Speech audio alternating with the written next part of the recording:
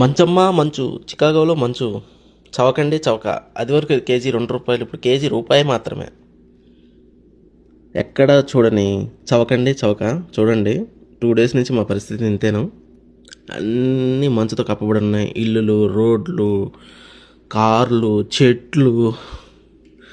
బయటికి పోవడానికి సందే లేదు.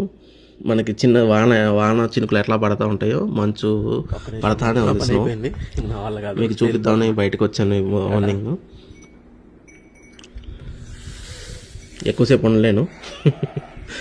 అది ఉన్న కాడి నుంచి మనకి ముక్కులు బ్లాక్ అయిపోతాయి, చాలా డేంజర్. మీకు చూపించేసి నేను వెళ్ళిపోతాను. రోజు చూద్దామని వస్తున్నాను. రాత్రే బాగు చేశారు రోడ్లు, మళ్ళీ ఇప్పుడు పడేసింది.